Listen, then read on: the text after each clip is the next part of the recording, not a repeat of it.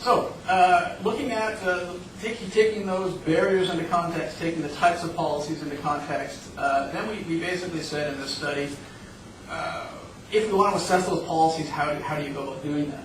And so we said, well, let's look at the economic spin-off of those particular policies. Were the environmental goals met? Were the social goals met in terms of global job creation, capacity development, as well as helping the community be adaptive or be resilient to development, or to economic changes, I guess, in the future. Other ways to address the effectiveness of those policies is, are they feeding into a broader context for development? Are they politically feasible? We're sort of looking at them in an international lens and then saying, is that something that's appropriate in Canada? Could you implement that in Canada? How equitable are they in terms of distributing the benefits? Do they help improve local infrastructure? Are the policies stable? Do they address capital costs? Do they address financing? Do they address interconnection? And do they help educate and create awareness? So those are the types of criteria that we evaluated the international policies against. So I'm not going to go through all the different policies, obviously, and obviously a lot of the Canadian ones are out of date, so obviously a lot of the international ones are also have changed. But some of the key elements that came out of this study was that really to make an effective policy, long-term stable was really one of the key issues that really helped drive development, was having a long-term predictable policy in place. Having the incentive linked to production was a key aspect, as opposed to incenting something to be built and not necessarily to run. But basically, you get rewarded if you actually produce over a long period of time. That becomes a little bit complicated because you start getting into multiple fiscal years, which I know makes life difficult for governments, but that seemed to be a key aspect in terms of making a successful policy. Simple and transparent, obviously helping communities, especially from a remote and rural community context.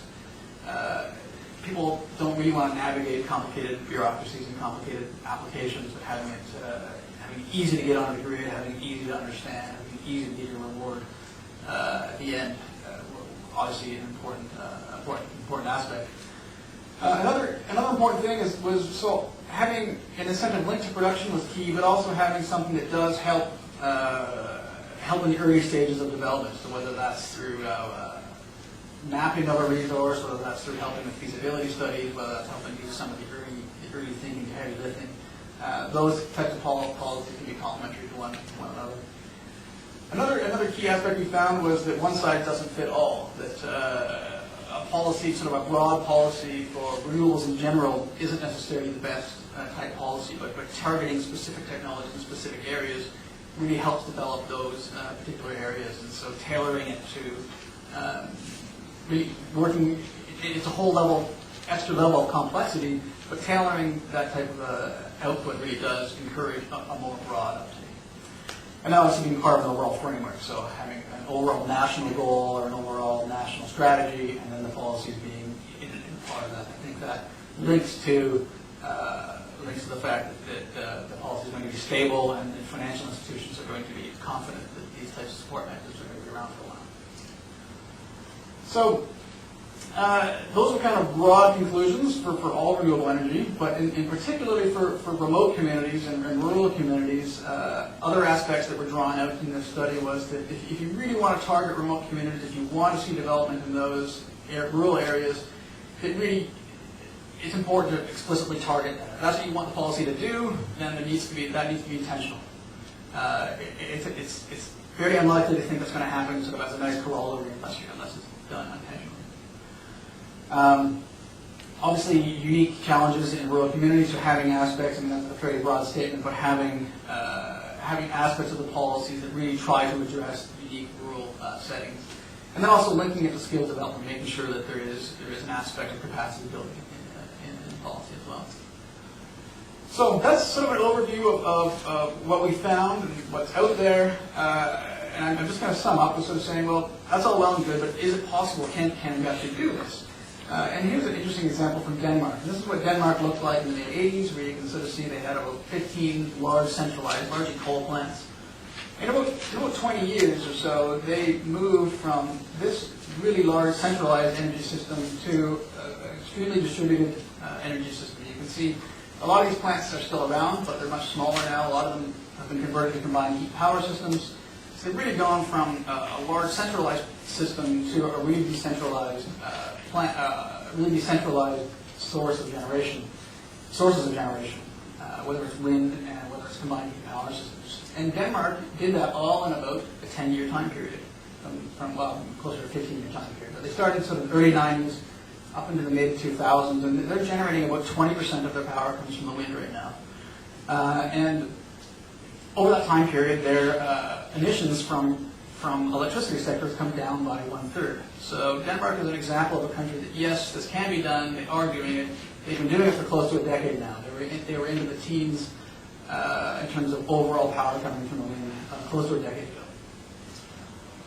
But even despite Denmark's successes, it wasn't easy in Denmark. It wasn't something. There's always people saying that it couldn't be done. And here's an interesting quote from the electricity system operator in Denmark. This is testimony to the government. It said, we told the government, or we basically stated that our electricity system couldn't handle if we had more than 500 megawatts of wind power in the system.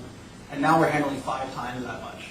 And so, and the testimony goes on to say, and we're here to tell the government that we're able to handle more wind power than we thought was impossible even a few years ago. Interestingly, I didn't put it on, but the rest of that quote goes on to say,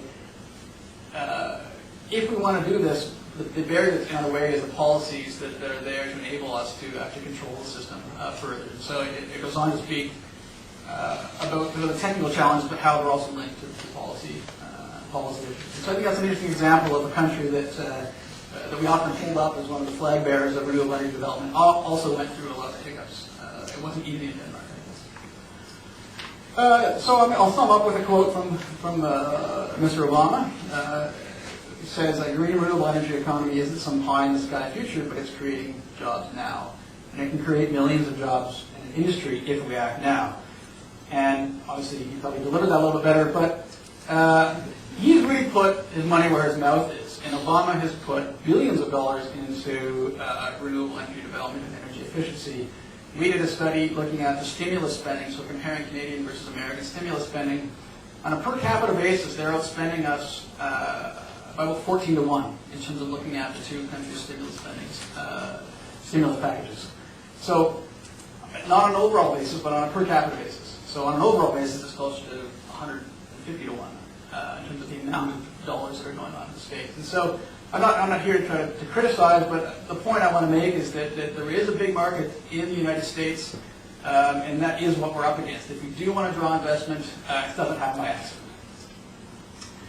So, what is the federal role if we want to get involved, if we want to target remote communities? Obviously, if we do want to help remote communities with these types of policies, with this type of technology, then you do need policies that target them explicitly.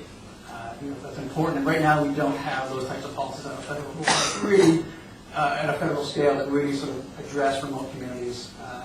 And one policy, which we've been working with the Canadian Wind Energy Association on for a while, is the Remote Community Wind Incentive Program, RECWIP, we've called it, and we've been pushing it for years. It hasn't had any take-up, but that's an example of a policy that just may be out there for